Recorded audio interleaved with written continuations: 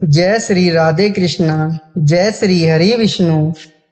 गुरुवार व्रत कथा सुनने मात्र से गुरु बृहस्पति प्रसन्न होते हैं और जीवन में सुख समृद्धि तथा परिवार में शांति का वातावरण बना रहता है।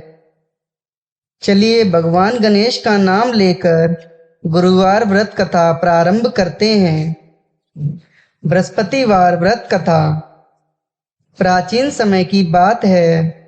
भारत में एक प्रतापी और महादानी राजा राज करता था। वह गरीबों की सेवा करता था, ब्राह्मणों को दान देता था, कुएं, तालाब, बाग बगीचे आदि लगाता था। परंतु यह सब दान पुण्य और धार्मिक कार्य उसकी रानी को पसंद नहीं आता था और वह राजा को ऐसा करने से मना किया करती थी। एक दिन राजा शिकार खेलने के लिए वन को गए हुए थे। रानी अपने महल में अकेली बैठी हुई थी। उस समय बृहस्पति देव साधु के वेश में रानी के पास आए और भिक्षा मांगने लगे। रानी ने भिक्षा देने से मना किया और कहा, साधु महाराज, मैं इस दान पुण्य से परेशान हो गई हूँ। मेरे पति सारा दिन धन का दान पुण्य करते हैं, इससे मेरा मन बहुत दुखी होता है। मेरी यह इच्छा है कि हमारा धन नष्ट हो जाए और मैं पूरे आराम से रह सकूं। इस पर साधु रूप में आए हुए गुरु बृहस्पति ने रानी को बहुत समझाया और कहा, हे रानी, तुम इस धन का दान करो, पुण्य कर्मों में लगाओ, तालाब, बाग बगीचे आदि का निर्माण कराओ। इससे तुम्हारा और तुम्हारे कुल के वंशज का नाम बढ़ेगा। परंतु रानी ने ऐसा करने से साफ मना किया और कहा कि मैं ऐसा नहीं करना चाहती हूँ। आप कुछ ऐसा उपाय बताइए जिससे यह धन नष्ट हो जाए और मैं पूरे चैन से रह सकूं। ऐसा सुनने के बाद साधु ने उत्तर दिया, यदि तुम्हारी ऐसी इच्छा है तो मैं जैसा कहता हूँ वैसा ही करना। ऐसा करने से तुम्हारा घर धन धान्य से हीन हो जाएगा। साधु ने बताया कि गुरुवार को अपने घर को गोबर से लीपना, अपना सिर धोना, कपड़े धोना, पति से कहना कि बाल बनवाए, भोजन में मांस मदिरा का सेवन करना। इससे तुम्हारा यह धन सब नष्ट हो जाएगा और तुम चैन की सांस ले सकोगी। साधु के कहे अनुसार रानी ने वैसा ही किया। इसे करते हुए मात्र 3 गुरुवार ही बीते थे कि रानी का सब धन नष्ट हो गया और वह भोजन के लिए तरसने लगी। तब एक दिन राजा ने रानी से बोला कि हे रानी, तुम यहाँ रहो, मैं दूसरे देश को जाता हूँ, क्योंकि देश चोरी परदेश भिक्षा ऐसा कर राजा परदेश को चला गया। वहाँ जंगल से लकड़ियाँ काट कर लाता और शहर में बेचता। इस तरह अपना जीवन व्यतीत करने लगा। इधर राजा के परदेश जाते ही रानी और उसकी दासी बहुत दुखी रहने लगी। एक बार जब रानी अपनी दासी को 7 दिन तक बिना भोजन के रहना पड़ा, तो रानी ने दासी से कहा कि यहाँ पास में ही मेरी बहन रहती है, वह बहुत धनवान है, संपन्न है। तू उसके पास जा और कुछ भोजन के लिए मांगना, जिससे कि कुछ दिन हमारे गुजर बसर हो जाएंगे। इतना सुनकर दासी रानी के बहन के पास चली गई। उस दिन गुरुवार का दिन था। रानी की बहन उस समय गुरुवार का व्रत धारण कर गुरुवार की कथा सुन रही थी। दासी ने रानी की बहन को अपनी रानी का संदेश दिया, लेकिन रानी की बड़ी बहन ने कोई उत्तर नहीं दिया, क्योंकि वह उस समय गुरुवार व्रत की कथा सुन रही थी। पूजा और कथा संपन्न करके ही बोला जाता है, इस नियम का पालन कर रही थी। इससे रानी द्वारा भेजी गई दासी बहुत दुखी हुई और घर आकर रानी से कहा कि मैंने आपकी बहन को आपका हाल सुनाया है, परंतु उसने कोई उत्तर नहीं दिया। इससे रानी बहुत दुखी हुई और उसने अपनी दासी से कहा, हे दासी, जब बुरे दिन आते हैं तो कोई नहीं सुनता। ऐसा बोलकर रानी अपने भाग्य को कोसने लगी। इधर जब रानी की बहन कथा समाप्त कर पूजा समाप्त कर उठी तो वह बहुत दुखी हुई कि मेरी बहन की दासी आई थी, परंतु उसने मैंने कुछ बोला नहीं, कुछ कहा नहीं। इससे वह बहुत दुखी हुई होगी। कथा सुनकर पूजन समाप्त कर रानी अपनी बहन के घर आई और कहने लगी, हे बहन, मैं बृहस्पतिवार का व्रत कर रही थी। तुम्हारी दासी मेरे घर गई थी, परंतु जब तक कथा होती है तब तक कुछ बोला नहीं जाता और उठा नहीं जाता, इसलिए मैं कथा समाप्त होने का इंतजार कर रही थी। और जैसे ही कथा समाप्त की मैं तुरंत तुम्हारे घर आई। कहो बहन, तुम्हें क्या परेशानी है? इस पर रानी की बहन फूट फूट कर रोने लगी और कहने लगी, बहन, इस समय हमारी स्थिति बहुत खराब हो गई है। खाने खाने के लिए हम मोहताज हो गए हैं। घर में अनाज नहीं था, इसलिए मैंने दासी को तुम्हारे पास भेजा था कि तुम कुछ खाने को अनाज दे दो, जिससे हमारे कुछ दिन खाने की व्यवस्था हो जाए।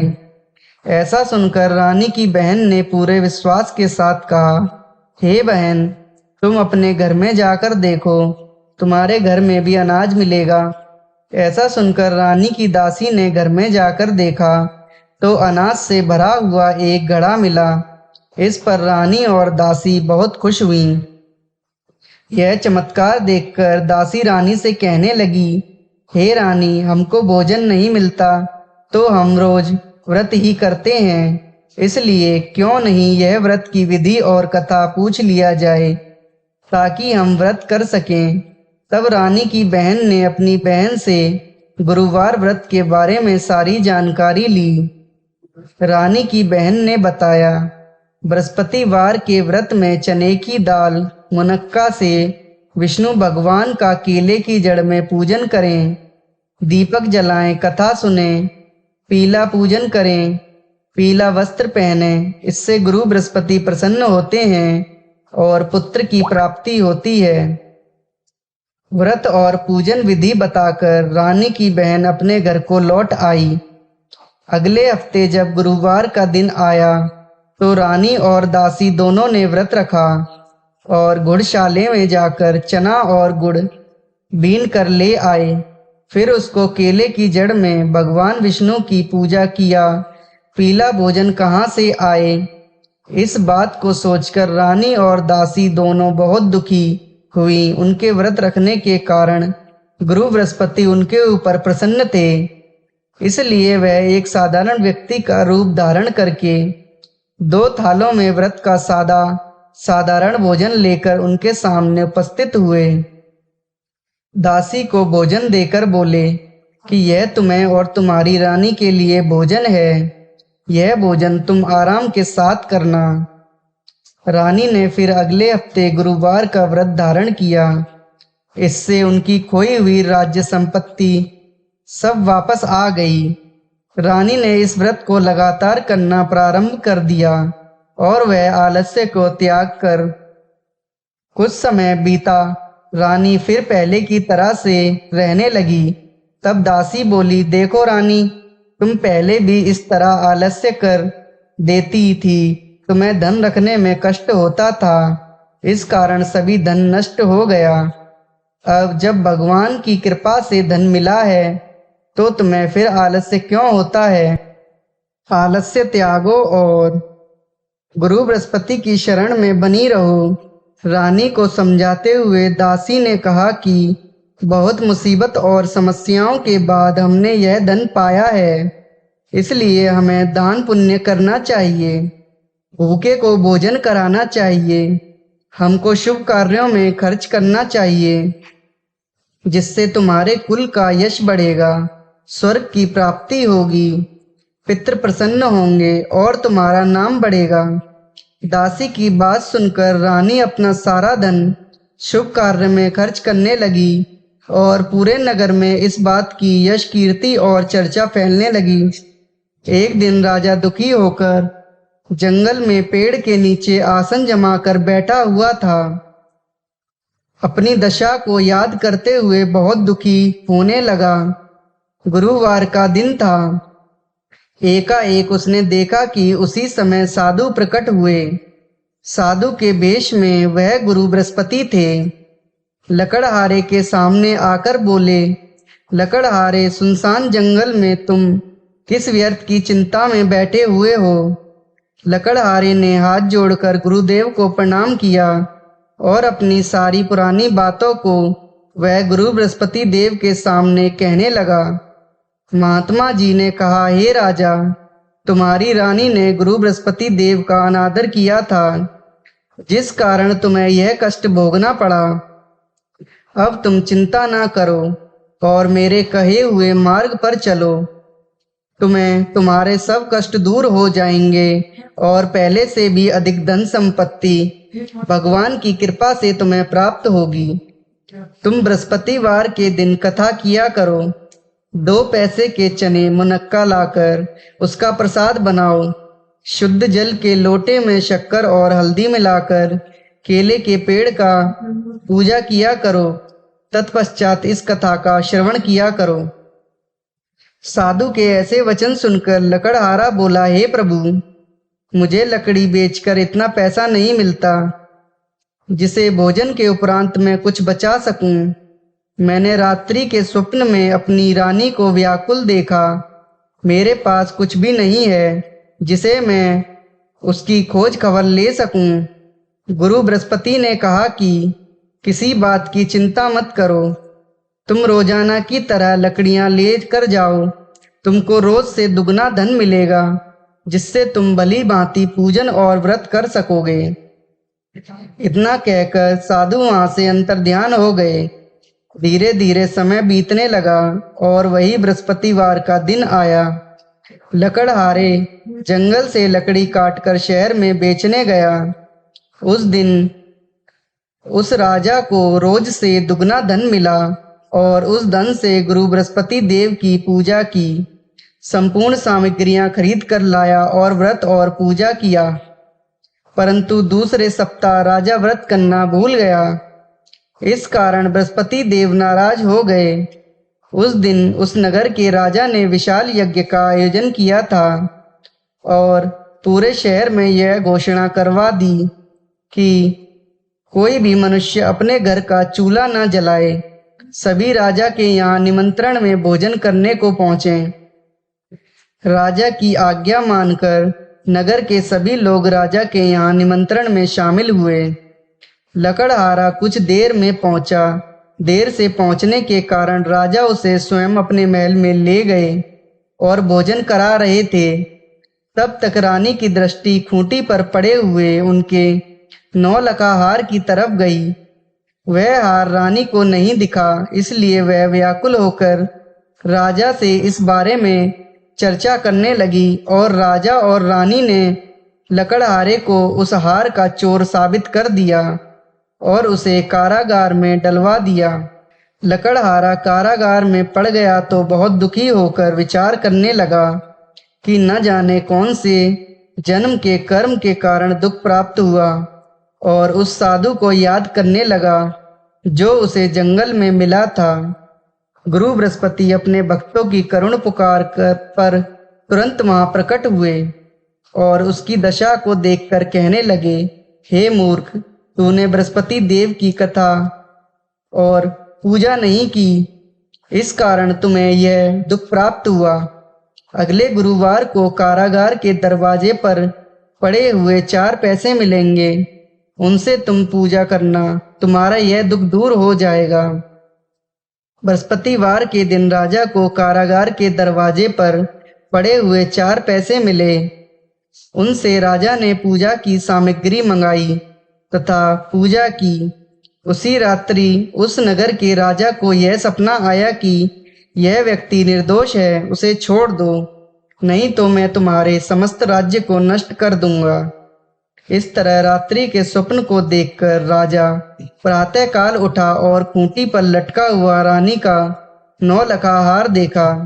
इससे वह लकड़हारे को, जिसको जेल में बंद कर दिया था, उसको बुलवाया और योग्य सुंदर वस्त्र आभूषण देकर उसे नगर से विदा किया तथा उससे क्षमा मांगी। राजा जब अपने नगर के समीप पहुंचा तो उसे बहुत आश्चर्य हुआ। नगर में पहले से अधिक बाग बगीचे थे, तालाब, धर्मशाला इत्यादि बन गए थे। राजा ने पूछा, यह सब किसका है? तो नगर के सभी लोग कहने लगे कि यह सब रानी और बांदी ने किया है। इस पर राजा को बहुत आश्चर्य हुआ तथा क्रोध भी आया। उधर जब रानी ने यह समाचार सुना कि राजा आ रहे हैं, तो उन्होंने बांदी से यह कह दिया कि हे बांदी, राजा हमारी ऐसी हालत देखकर कहीं लौट न जाएं, इसलिए तू दरवाजे पर खड़ी हो जा। आज्ञा अनुसार दासी दरवाजे पर खड़ी हो गई। राजा आए तो उनको साथ में महल में ले गई। जब राजा ने क्रोधित होकर अपनी रानी से पूछा, वह सब तुम्हें कैसे मिला? तो उन्होंने कहा, यह सब धन हमें गुरु बृहस्पति देव की व्रत के प्रभाव के कारण मिला है। यह सब सुनकर राजा ने निश्चय किया कि 7 दिन के बाद फिर गुरुवार आएगा, तो उस दिन मैं पूजन करूंगा और विधि विधान के साथ व्रत धारण करूंगा और दिन में प्रतिदिन 3 बार कहानी सुना करूंगा। अब हर रोज राजा के दुपट्टे में चने की दाल बंधी रहती थी तथा दिन में 3 बार कहानी कहा करता। एक रोज राजा ने यह विचार किया कि चलो अपनी बहन के यहाँ हो आते हैं। इस तरह निश्चय कर राजा घोड़े पर सवार हो अपनी बहन के यहाँ चलने लगे। मार्ग में उसने देखा कि कुछ आदमी एक मुर्दे को लेकर जा रहे हैं। उन्हें रोककर राजा कहने लगा, अरे भैयों, मेरी बृहस्पतिवार की कथा सुन लो।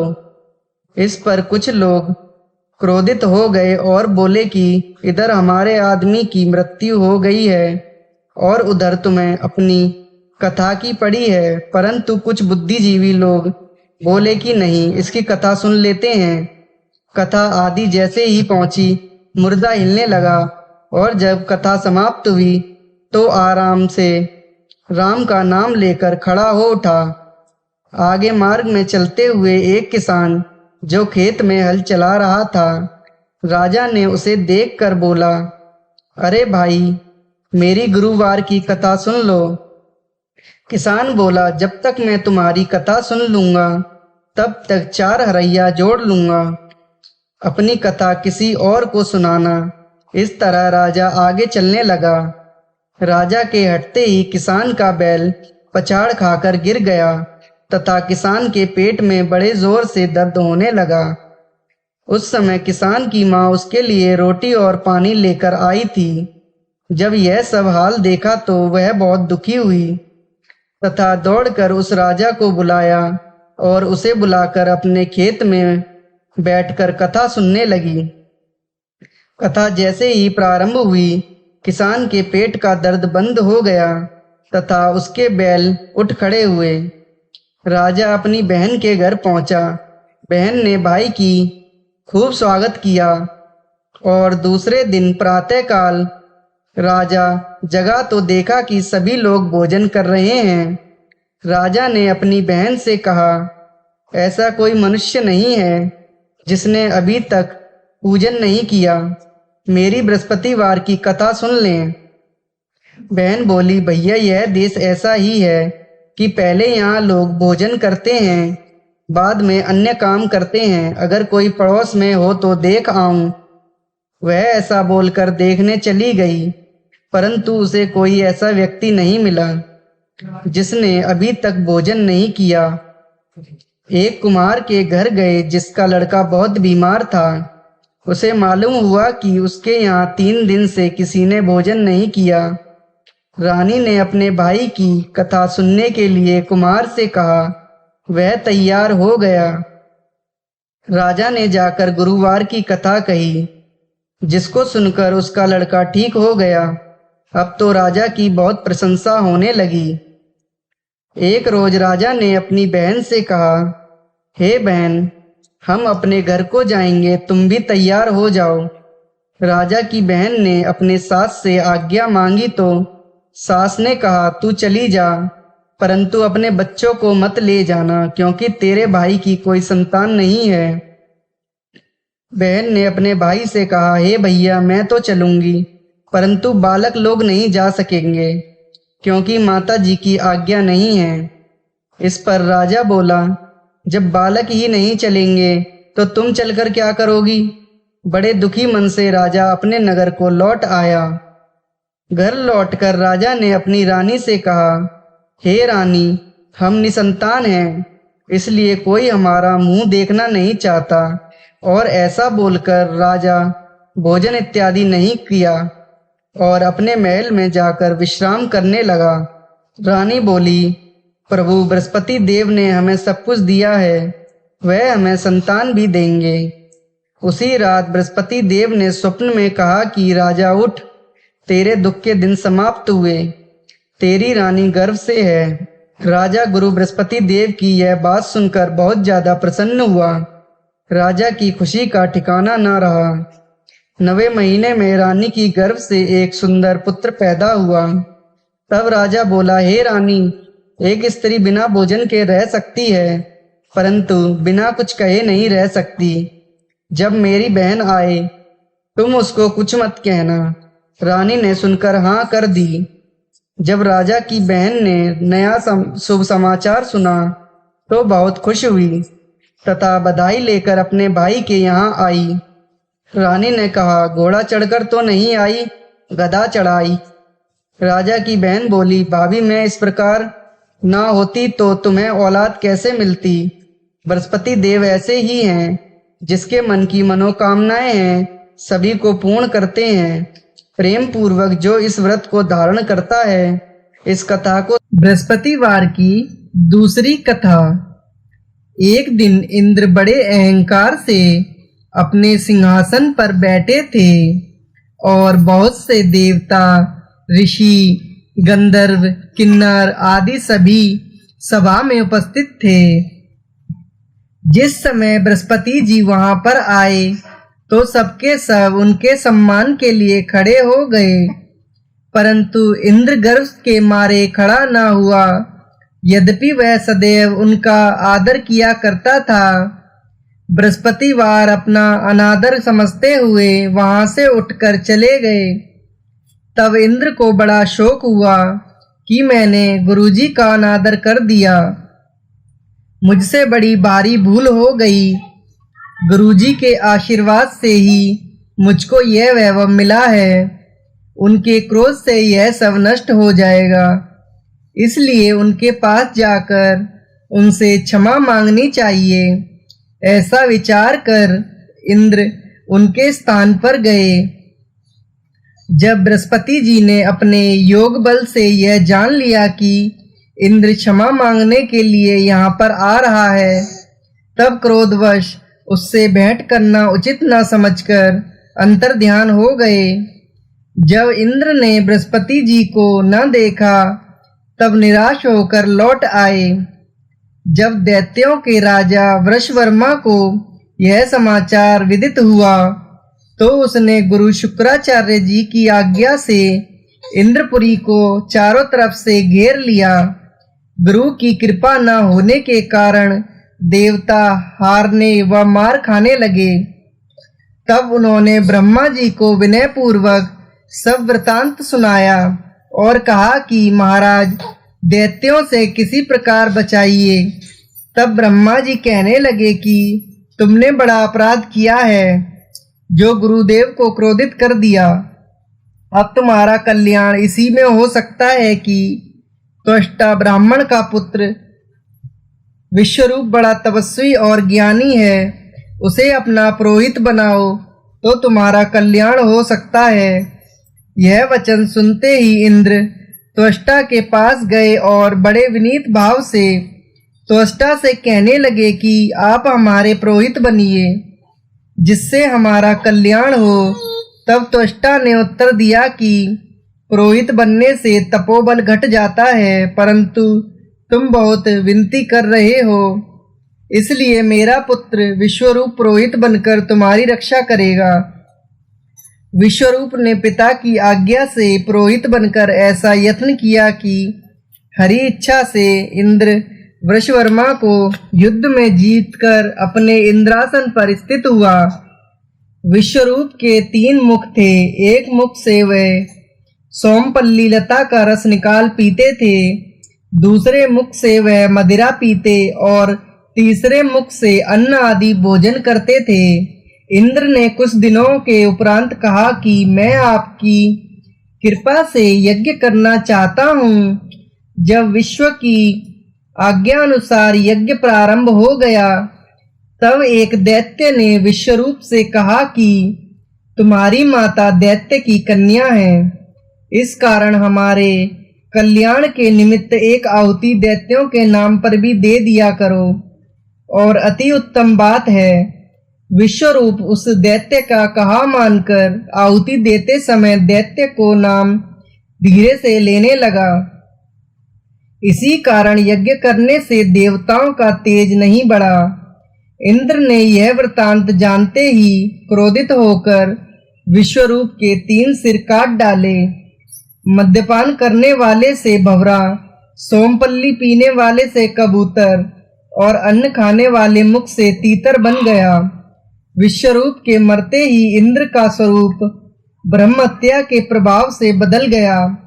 देवताओं के 1 वर्ष के पश्चाताप करने पर भी ब्रह्महत्या का वह पाप न छूटा, तो सब देवताओं के प्रार्थना करने पर ब्रह्मा जी बृहस्पति जी सहित वहां आए।